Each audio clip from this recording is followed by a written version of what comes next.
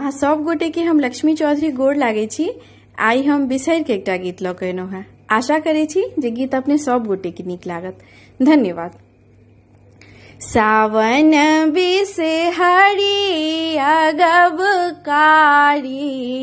देखत सीता त डरी गेली। सावन बिसहरी अगबकारी, देखत सीता त डरी गेली।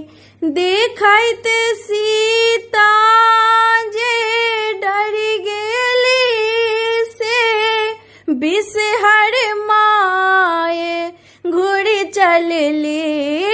देखत सीता जे डरी गेली, से बिसहर माये घुरि चलली। सावन बिसहरी अगबकारी, देखत सीता त डरी गेली।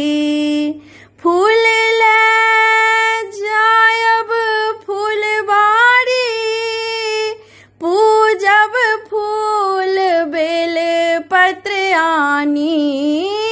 फूल ले जायब फूलबाड़ी, पूजब फूल बेल पत्र आनी।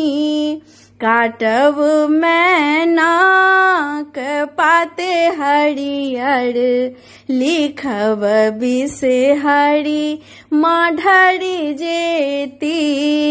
काटब मैनाक पाते हरियर, लिखब बिसहरी माढ़री जेती। सावन बिसहरी अगबकारी, देखत सीता त डरी जेती।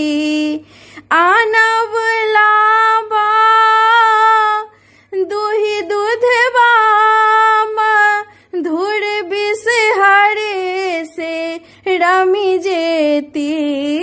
आनब लाबा दूहि दूधबा, मधुर में बिसहरी रमी जेती। छिटब हरियरी दुभि देह पर, से बिसहर माय मगन हेती। छिटब हरियर दुभि देह पर, से बिसहर माय मगन हेती।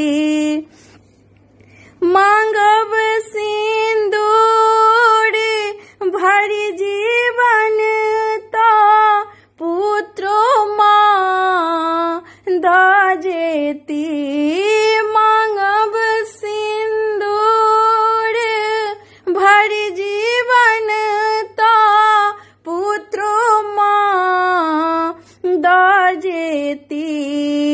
ताकब बटिया दिन रतिया, तब बिसहरी माय घर आती। सावन बिसहरी अगबकारी, देखत सीता त डरी गेली।